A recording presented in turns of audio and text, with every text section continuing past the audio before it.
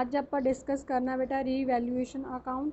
Revaluation का मतलब होंगे कि जो पार्टनर्स जोड़े ने पार्टनरशिप रेशो में चेंज करने बारे सोचते हैं तो एसेट्स एंड लायबिलिटीज़ की दोबारा तो वैल्यूएशन करते हैं तो दोबारा तो वैल्यूएशन करने दे मैथड में रीवैल्यूएशन का नाम दिता गया गा।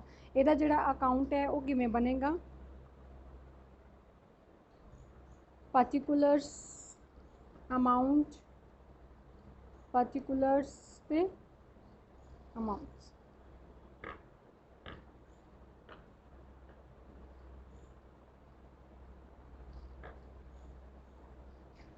फॉर्मेट की है जिन्ने जेकर एसेट्स डिक्रीज़ हो रहे हैं तो आप टू च लिखांगे टू डिक्रीज़ इन एसेट्स। जेकर एसेट्स डिक्रीज़ हो रहे हैं तो डेबिट साइड, जेकर एसेट इनक्रीज़ हो रहे हैं तो क्रेडिट साइड। ठीक है बेटा जी। इस तो उल्टा लायबिलिटी होंदियां जेकर लायबिलिटी इनक्रीज़ हो रही है इनक्रीज़ इन लायबिलिटीज़, डेबिट साइड डिक्रीज़ इन लायबिलिटीज़ क्रेडिट साइड। ठीक है जी। इनक्रीज़ इन लायबिलिटी डेबिट, ठीक है, डिक्रीज़ इन लायबिलिटी क्रेडिट। इनू थोड़ा बेटा ध्यान च रखना गा। कई बारी की हुंदा गा कोई लायबिलिटी जिहड़ी आ वो रिकॉर्ड करन तो रह जाती है, ठीक है, जिन्हों बोलते हैं अनरिकॉर्डड लायबिलिटीज़। ठीक है, जिहड़ियां अनरिकॉर्डड लायबिलिटीज़ होणगियां उन्होंने आपां इधर डेबिट च शो करांगे ते अनरिकॉर्डड एसेट्स आपां इधर क्रेडिट साइड शो करांगे। इन्ना समझ आया बेटा?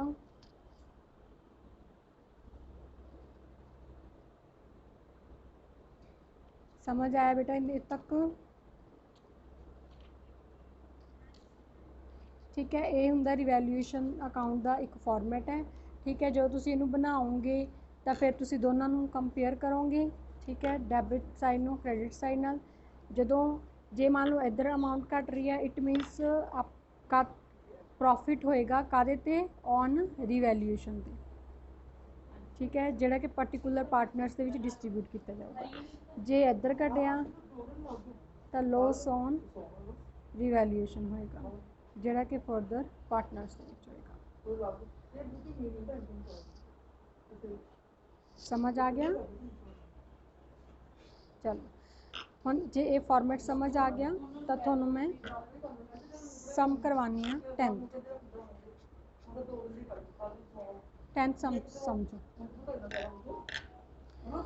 एक्स वाई जेड तीन पार्टनर ने 2:1 रेशो 31 मार्च नू बैलेंस शीट दी हुई है, एडजस्टमेंट्स दी हुई ने, जनरल एंट्रीज बनानिया ने, रिवैल्यूएशन अकाउंट ते कैपिटल अकाउंट बनाना, फिर तुसी बैलेंस शीट बनानी। ठीक है, ये लॉन्ग क्वेश्चन है, ऐसे पेपर च आएगा थोनों, वेरी इंपॉर्टेंट है। एडमिशन दे विच भी इवें ही करना है।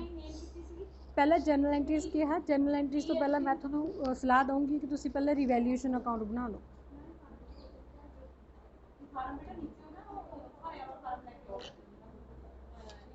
ठीक है, इत्थे पे तुहाडे कोल ही पे फाइल। हाँ जी, हुण आ गया जी रिवैल्यूएशन अकाउंट। रिवैल्यूएशन अकाउंट देखो पहला आप लैने इधरों लैंड, लैंड किन्ने ध्यान नाल देखो 85,000 की लैंड है तो एडजस्टमेंट विच लैंड जिहड़ी आ 1,00,000 रुपए की होगी। हुण तुसी लैंड एक एसेट हुंदी है, एसेट 85,000 तो 1,00,000 रुपया हो गया, वधिया जां घटिया?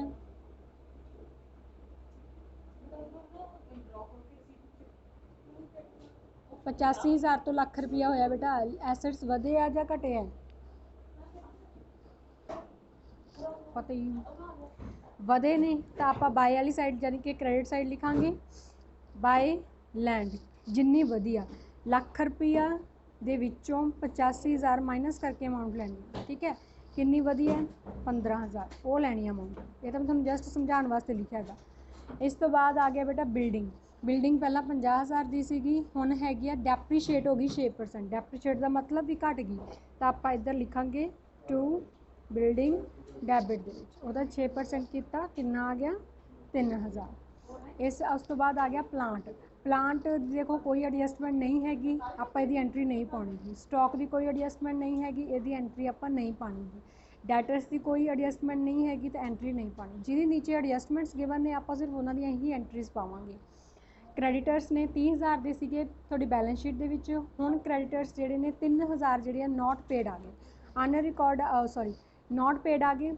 इट मीनस पे नहीं किते तो लायबिलिटीज़ जिहड़ियां डिक्रीज़ होनियां ने।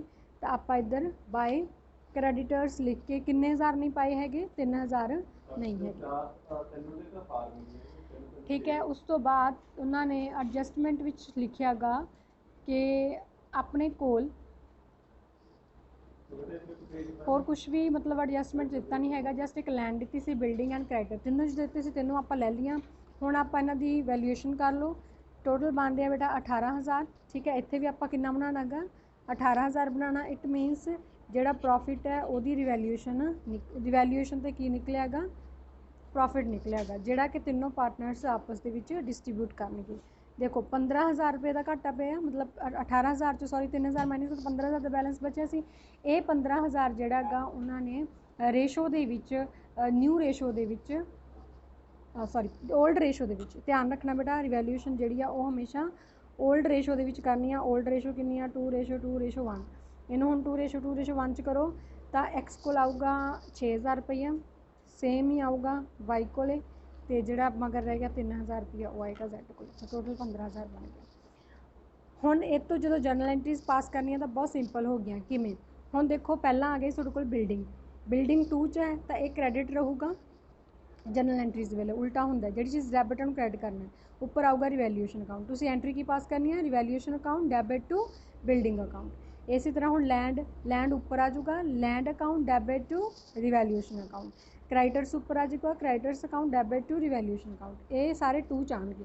ये हुण सारा कुछ 2 च आऊगा। किवें आऊगा revaluation account debit to X capital account, Y's capital and जैड्स कैपिटल अकाउंट आएगा। इस तरीके नाल आपां एंट्रीज पास करनियां ने बेटा जी। ठीक है। एक जनरल रिजर्व दिता होया तुहाडे देखो balance sheet they which general reserves capital दिते हुए हैं। ठीक है। जनरल रिजर्व्स जिहड़ी आ जनरल रिजर्व्स की एंट्री तुसीं इस तरीके नाल पास आउट करनी है। ठीक है। General reserve account X Y and Z. ठीक है। तो यह भी ओल्ड रेशो के ही डिस्ट्रीब्यूट करनी है। 50,000 का जनरल रिजर्व सीगा, 50,000 नूं ओल्ड रेशो के डिस्ट्रीब्यूट करता पार्टनर्स के विच। हुण तुसीं बनानी है बेटा जी बैलेंस शीट। हाँ जी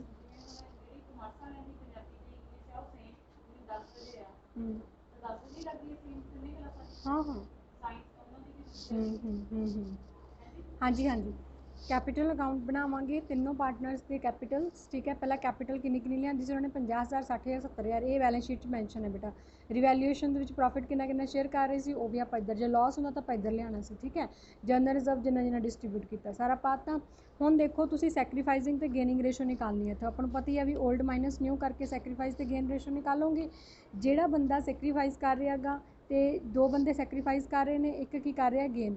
जिहड़े सैक्रीफाइस कर रहे हैं तुसीं हुण इत्थे देखो जी कैपिटल अकाउंट आ वो शो करना है। हुण देखो एक्स तो वाई सैक्रीफाइस कर रहे, जो गेन कर रहा नाम गेन वाले बंदे लिखांगे, जोड़ा सैक्रीफाइस कर रहे कॉलम उन्हां दे विच अमाउंट पाउणी है।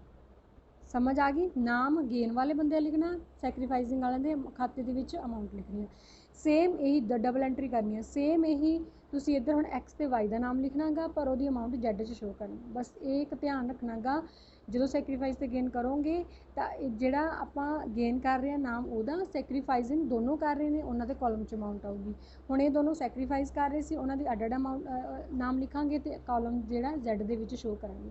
दोनों को कंपेयर करोगे तो बैलेंस कड्डोगे, ये बैलेंस निकल आऊगा कैपिटल अकाउंट का। ये बैलेंस गाहां तुसीं बैलेंस शीट के कैरी फॉरवर्ड करना गा। हुण बैलेंस शीट दोनों आंसरस बराबर आने चाहिए। इट मीनस तुहाडा जिहड़ा क्वेश्चन आ बिल्कुल सही है। बैलेंस शीट की हुंदा लैंड है, बिल्डिंग है, इधर सारे एसेट्स, इधर लायबिलिटीज़। लैंड जी नवीं वालियां लैनियां जिसकी दोबारा तो रिवैल्यूएशन की गई। लैंड हुण लाख रुपये की काउंट की सी, बिल्डिंग 6% घटा के 47,000 बननी है।